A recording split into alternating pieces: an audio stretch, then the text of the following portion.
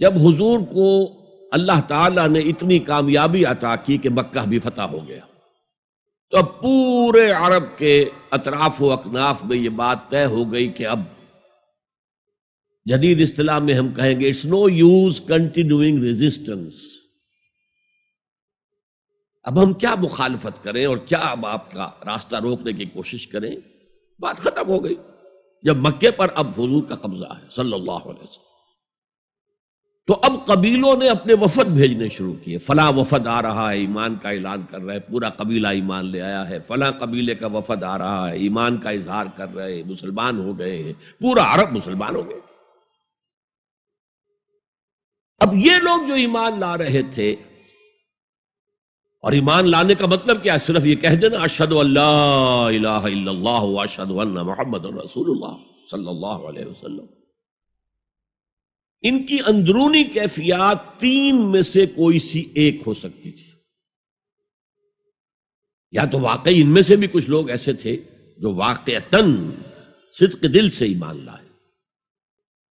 اور ایک ممکن صورت یہ تھی، اور یہ ہر انقلابی عمل میں ہوتا ہے، کہ مخالف انقلاب قوتیں جب یہ سمجھتی ہیں کہ اب ہمارا بس نہیں چلے گا، اب ہم انقلاب کا راستہ نہیں روک سکتے، تو بظاہر سرنڈر کر دیتے ہیں، لیکن دلوں میں ایک ارادہ ہوتا ہے دیکھیں گے کوئی موقع ملا، وہ حالات بدلے تو پھر ان سے نبٹ لیں گے۔ اگر کسی نے اس نیت سے اسلام کا اظہار کیا تو وہ گویا کہ منافق تھا،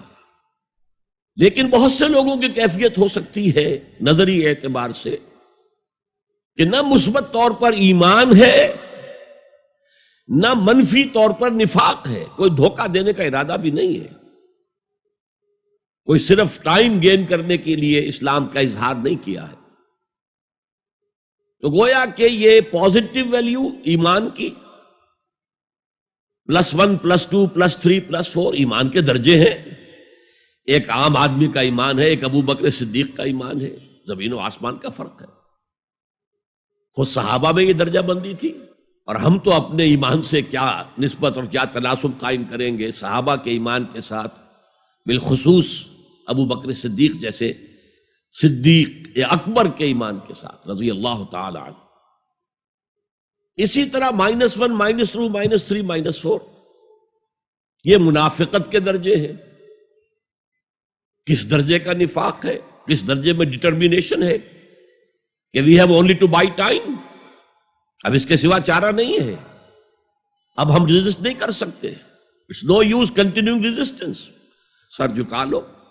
ایسے لوگ بھی تھے جن کے اندر صرف دھوکہ دینے ہی کے لیے وہ ایمان کا اظہار کر رہے تھے، ان کے پیش نظر دھوکہ تھا، اپنے آپ کو بچانا تھا۔ ان دونوں کے درمیان ایسے لوگ بھی یقیناً تھے جو نہ مثبت طور پر مومن تھے نہ منفی طور پر منافق تھے،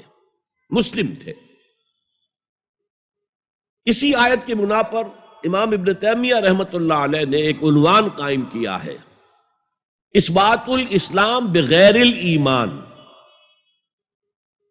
اسلام کا اثبات، تسلیم کر لینا اسلام کو بغیر ایمان کے۔ اس آیت کے حوالے سے قالت الاعراب آمنا قل لم تؤمنوا ولكن قولوا اسلمنا ولما يدخل الايمان في قلوبكم۔ اب اگلا ٹکڑا اس آیت کا یہ ثابت کر رہا ہے کہ وہ منافق نہیں تھے۔ وَإِن تُطِيعُوا اللَّهَ وَرَسُولَهُ لَا يَلِدْكُم مِّنْ أَعْمَالِكُمْ شَيْئًا، اگر تم اللہ اور اس کے رسول کی اطاعت کرتے رہو، اس لیے کہ اسلام کے معنی یہ تو ہے، یہ تو لازماً کرنا ہوگا۔ وہ دور جو ہے آج کی طرح تو نہیں تھا کہ نماز نہ پڑھو تب بھی مسلمان، پڑھو تب بھی مسلمان، کروڑ پتی ہونے کے باوجود حج نہ کرو تب بھی مسلمان۔ تو یہ بات تو نہیں تھی اس وقت، تو یہ کہ اطاعت تو کرنی پڑتی تھی، اس لیے کہ اطاعت تو ظاہر ہو جاتی ہے، کوئی کر رہا ہے کون نہیں کر رہا ہے۔ ایک چھوٹی سی بستی مدینے کی، ان میں کون نماز پڑھ رہا ہے کون نہیں پڑھ رہا، صاف واضح ہوتا تھا، لہذا منافقین کو بھی آ کر نماز پڑھنی پڑتی تھی، بلکہ جو رئیس المنافقین تھا وہ ہمیشہ پہلی صف میں ہوتا تھا۔ اور جب حضور صلی اللہ علیہ وسلم خطبہ دینے کے لیے کھڑے ہوتے تھے تو پہلے وہ کھڑا ہوتا تھا اور کہتا لوگوں دیکھو ان کی بات توجہ سے سنو، یہ اللہ کے رسول ہیں۔ وہ اپنی اہمیت جتانے کی خاطر، اس لیے کہ یہ جو اوس اور خزرج کے دو قبیلے تھے، ان میں اوس کا قبیلہ چھوٹا تھا، خزرج کا بڑا تھا، اور اس کا سردار یہ تھا سب سے بڑا، اور اس کے لیے طے ہو چکا تھا، مدینے والے اس ضرورت کو محسوس کر رہے تھے کہ یہاں 5 قبیلے آباد ہیں، اور 2 تو قدیم عرب کے ہیں جو یمن سے آ کر آباد ہوئے، اوس اور خزرج، اور 3 عرب سے باہر سے آئے ہوئے ہیں یہودی قبائل، بنو قینقاع، بنو نذیر یا نذیر اور بنو قریظہ۔ اب 5 قبیلوں کا ایک شہر ہے، ہر قبیلے کا نظام تو اپنی جگہ مستحکم ہے، اس کا ایک سردار ہے، اور اس کی بات قبیلے والوں کو ماننی ہے، لیکن ان 5 کے درمیان معاملات جو ہیں، کوئی آربیٹریٹر ہونا چاہیے، کوئی ایک ایسا ہونا چاہیے شخص کہ جس کی بات وہ 5 سنے اور مانے۔ اس لیے انہیں بادشاہ کی ضرورت محسوس ہوئی کہ کسی کو ہم اپنا بادشاہ بنا لیں، اور قرۂ فال بنام من دیوانہ زدند عبداللہ ابن ابی، اس کے بارے میں طے ہو گیا یہ ہمارا بادشاہ ہوگا، اس کے لیے تاج تیار ہو گیا سونے کا، تاج پوشی باقی تھی کہ حضور تشریف لے آئے بے تاج بادشاہ کی حیثیت سے، اس کے سارے خواب بکھر گئے، لہذا منافق اول بھی وہ اور رئیس المنافقین بھی وہ۔ ایمان تو وہ بھی لے آیا، اگرچہ لایا ذرا لیٹ غزوہ بدر کے بعد، لیکن یہ ہے کہ وہ ایمان لایا تھا اسی انداز کا کہ ابھی دیکھیں گے، ہوا دیکھو، ہوا کا رخ دیکھو، تیل دیکھو، تیل کی دھار دیکھو، کوئی حالت ایسی ہو جائے کہ پھر معاملہ تلپٹ کر دیا جائے۔ تو یہاں کہا جا رہا ہے وَإِن تُطِيعُوا اللَّهَ وَرَسُولَهُ لَا يَلِدْكُم مِّنْ أَعْمَالِكُمْ شَيْئًا، جبکہ منافق کا کوئی عمل بھی قبول نہیں۔ لیکن یہاں فرمایا گیا کہ اگر تم اللہ اور اس کے رسول کی اطاعت کرتے رہو گے تو اللہ تعالیٰ تمہارے اعمال کے اجر و ثواب میں کوئی کمی نہیں کرے گا۔ دیکھیے اصولی اعتبار سے بات یہ ہے کہ ایمان کے بغیر کوئی عمل جو ہے قبول نہ ہو۔